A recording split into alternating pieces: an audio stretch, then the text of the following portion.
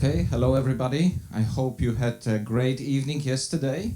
You enjoyed Warsaw by night. I'm very happy to see so many of you back here in the seminar room. My name is Adam Kubas. I'm one of the co-organizers. I represent the Institute of Physical Chemistry of Warsaw. So I'm very happy to open the second day of the IMAM PC conference.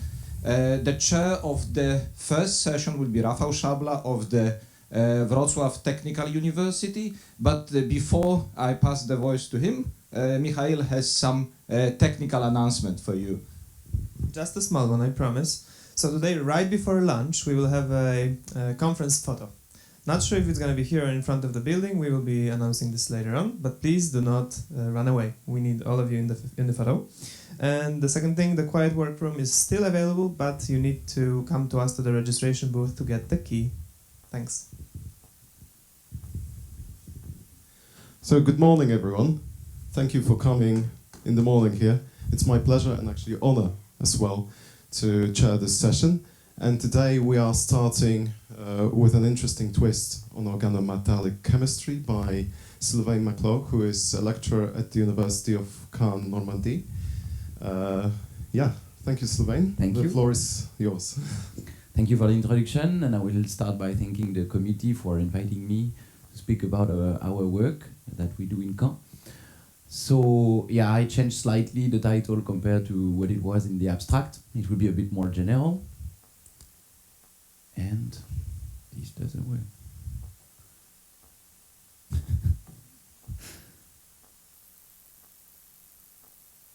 Okay, good, thanks. So let's talk about ferrocene, which is maybe the most famous organometallic. This is still not working. I do. Maybe I should need to stand here. It will be problematic. Okay. So this is an iron atom sitting in a sandwich between two cyclopentadenyl rings, so C5H5. And it has plenty of application, and we'll not talk too much about that. For instance, it's present in some organic photovoltaic cells, but I will, because I'm more liking astrochemistry than the rest of the other application, but ferrocene was not detected in space yet, for a good reason. We are not looking at this wavelength range to find them, so we will not find them. But the iron cation has been observed, and it's the most abundant metal in space. And the cyclopentadenyl rings have been also observed. So if we look, I'm practically sure that we will find that in the interstellar medium or in some other region in space. If you have something else, I will be glad. And I will talk about ion collision experiment that we are doing in Ganil, which is an ion accelerator facility in Normandy, France, and on a ARIB facility, which is low energy ions. And I will then introduce a bit what is ion collision, because I would believe that most of you are not especially familiar with that. We're a small community still doing some ion collision. Not better. Not better. Well, we'll see. So, by low energy multiply charge ion, we will mean energy in the order of 10 kilo electron volt per charge. And the most important parameter is that if you calculate the velocity, this is below 1 atomic unit. And the process here that you will have, it's not ionization that is the main process. It will be electron capture. So you actually capture on the projectile ion, and this gives really a different things. For instance, compared to photons, because you will start to have some non-statistical processes, because you will capture on specific levels on the ions. And I will talk about. We used xenon 20 plus at 300 kilo electron volt. The setup we were using, it's a cross beam device. It's mass spectrometry.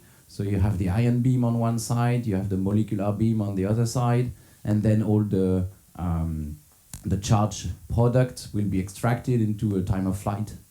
It's a specific type of detector. It's a Dali type detector. So instead of having your MCPs, your detector on top, here it's a plate, a conversion plate at minus 20 kilovolts that allow to, each time you will have a charged particle hitting the plate, it will create at least 1 or 2 electrons, and then with Helmholtz coils, we will detect the electrons on the detector. And this allows you to be 100% efficiency independent of mass. So that's why we do that, because we can also measure large clusters, and then you need to be efficient even for higher masses. Sorry, it's not great. Okay, the second one. The second one is better. Hop. So first, the mass spectrum we obtain. This is the guy, so you have M over Z here and the intensity on the left. The main peak is the parent ion here. And then you have several fragments. First of all, we also measure the stable doubly charged ferrocene. And then you have the main peaks that are actually, it's quite basic fragmentation. You have the iron atom alone, you have the cycle, it's C5H5, but I will call it CP, okay, for cyclopentanyl. You have one peak here corresponding to the iron plus one CP. And we are using coincidences method. So it means that we are always in a regime where we measure event per event the charge products. We know that if we measure two ions, then they come from the same molecule. Okay, so then we can look at, for instance, in orange, the mass spectra that you obtained for the fragmentation of the dication only. And so you will see just different ratios. And there is one guy here that is quite interesting that I want to point out. This is C10H10, so it's CP2. So, but when you look at the molecule, it's like, wow, how can I get these two rings together? So for this, we also, it's a work that we did in collaboration with theoretical support from Madrid, with Fernando Aguilar Galindo, that is here in the room, and Sergio de Astendero, when they, for instance, calculated the potential energy surfaces. And here, I will show you when you start to doubly ionize this guy, you can easily find a path, which actually not such a big barrier, where the two rings are starting to make a covalent bond and then having the iron kicked out. So the sandwich is like kicking out the iron atom. And then this is a path that I got direct, and they found also a path where which involves the H transfer at the beginning, and then also lead to the same thing, like a creation of a covalent bond between the two rings and the iron atom leaving. So it seems to be something that is feasible. And then we can look at the coincidence map, which is the time of flight here of the first ion versus the time of flight of the second ion. So it's still a dication fragmentation, okay? And then each time you see an island, it's because these two fragments came together. So we could actually calculate the branching ratios for all the channels. And then you will realize that like more than 3/4 of the channels, they contain an iron atom, and 50 of them really are showing bare iron. Okay, and if we look now a bit more closely to what's happening to the two body breakups, so to the channels that correspond to the molecule breaking in two. So you will see two main islands, so one corresponding to the CP and the iron plus CP, and one with the iron alone and this CP2, okay, this C10H10. If you look a bit more in detail, you don't only have this intense island, you have a tail here. And this tail here is sign of fragmentation within the extraction, during the extraction of the products, so they are due to metastable states. Okay. So here actually it's even the time of flight of the decation. So it's extracted as a decation, and then it breaks into the extraction the extraction time during the extraction time. And then we can simulate even these traces for these two fragments. It works well. And when you dig into literature of what Johnny Land did some decades ago, you can find that if you can find a decay constant of this metastable state here. If you plot actually this what you have here, the TOF difference, so like the time of flight of the second fragment minus the time of flight of the first fragment for each event, then you will have these curves, and you can do a fit, and you find for these both curves like times around 1-2 microsecond time scale.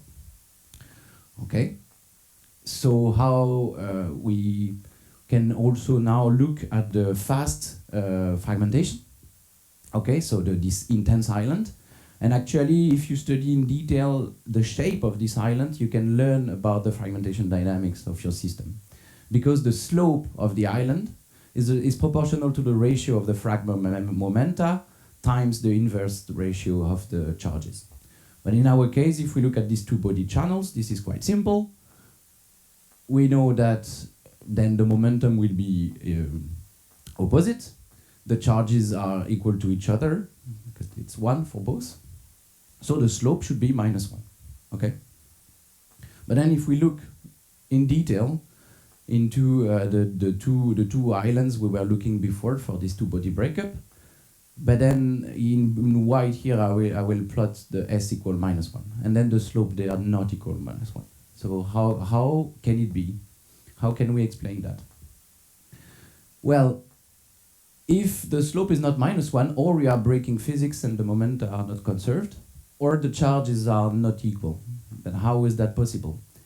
So we can make some assumption, and we were starting to suspecting the iron atom to be involved in this weird behavior. I mean, first of all, I want to say that yes, for sure, we thought that at the beginning the spectrometer was not well was not correctly set up, and then we had made some problems when we look at other islands that were supposed to be -1, and it was -1. So we are quite convinced that it's not an experimental issue.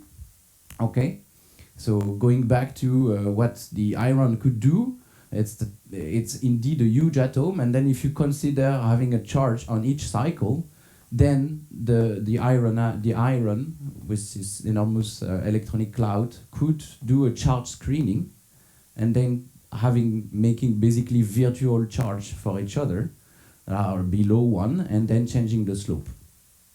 So how can we prove that? So we continued to work hard with the theoretician, and they looked at the excited states of ferrocene, looking at the different energy levels and the orbitals involved. And then they found a bunch, of course, with the CASPT2 method. And here, for instance, you will look at the orbitals of the ground state of the decation, where you see that this is quite located around the iron. And like many other states here, but you have one here, where actually it's localized on the CPs. So you will have preferential ionization sites on the CPs. So like for our argument of having a charge on each cycle, this is quite good. And also they found a lifetime, which is considered infinite for a theoretician here, which could explain actually our metastable states as well. So this was, I think, a quite good path for our argumentation. We also, just to look that we had also in the potential energy surface, that the geometry, they will look that the iron atom is really sitting still between the two CP when they break to have this screening, and it's the case if it's the direct channel or the H transfer channel as well.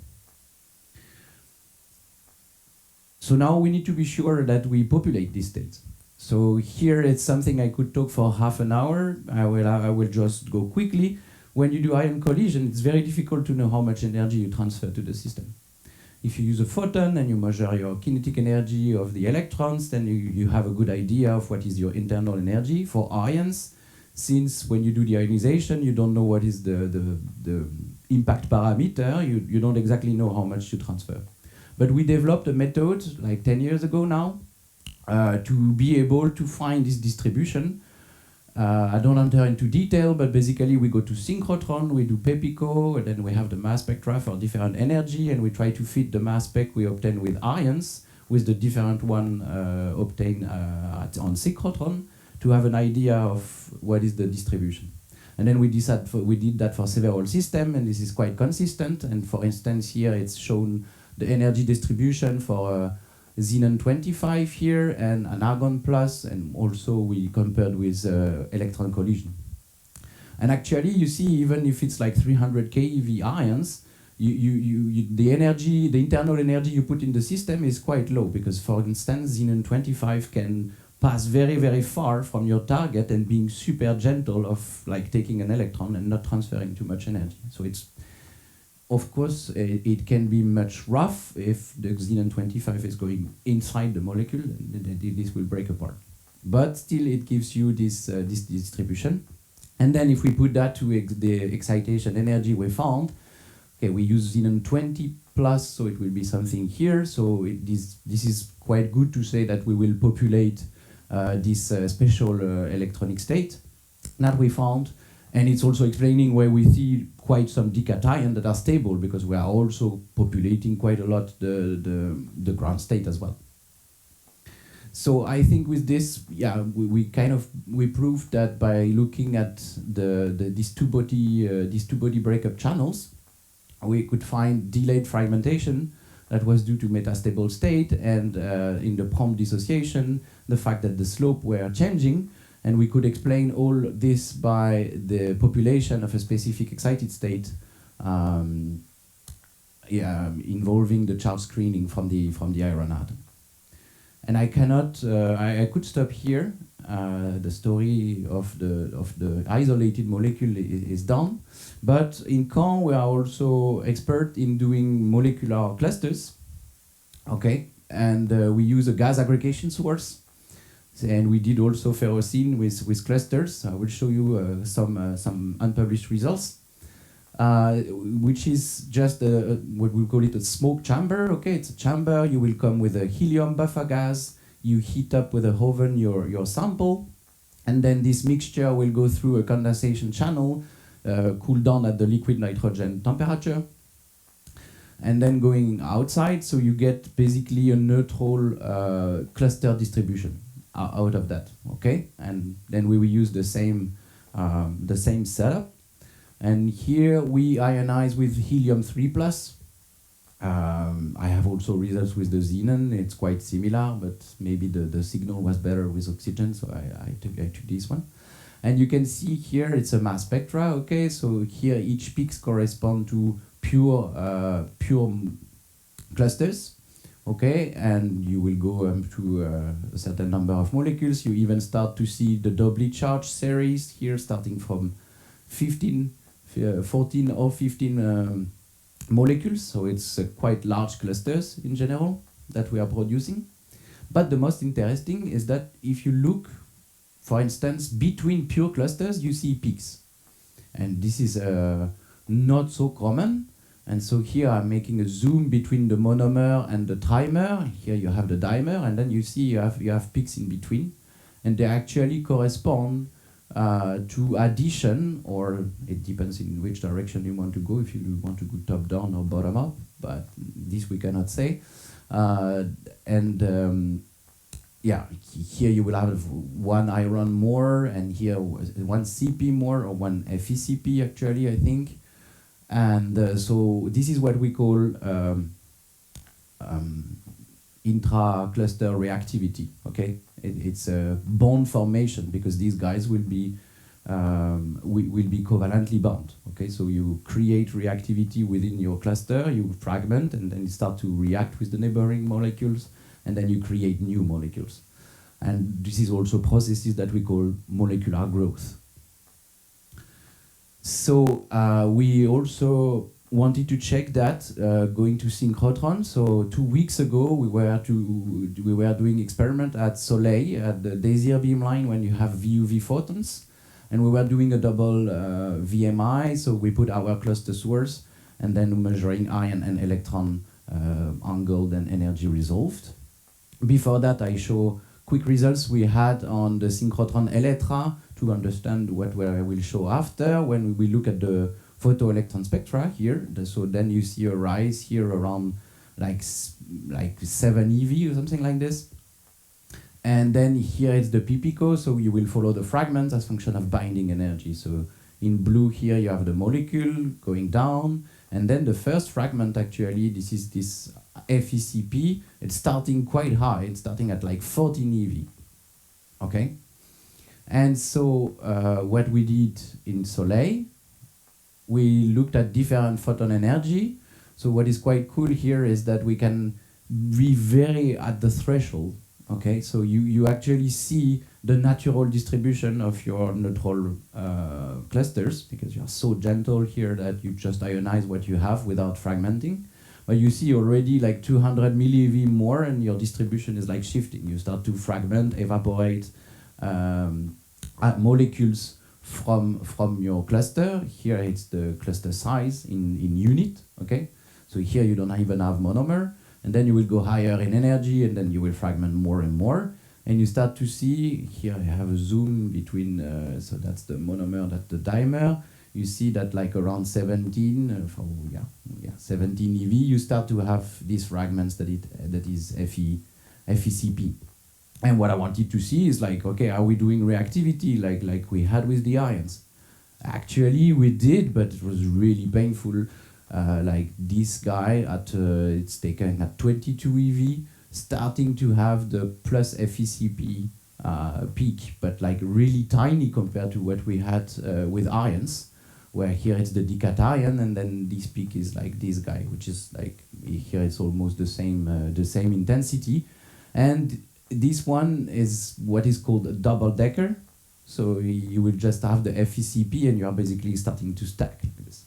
And this is well known to be super stable, this one. So that's why you maybe have a bit here. But here it's just to show that actually, even if you consider that the energy was enough to produce these fragments and within the clusters, then we don't see the same thing between photon experiment and ion collision experiment. And this is taken 2 weeks ago, so I don't have all answers yet. Why is that different? But definitely we see different things. I will thank the people involved in the work of the isolated molecule and people from Soleil and from Electra for this for the other results. Thank you for your attention.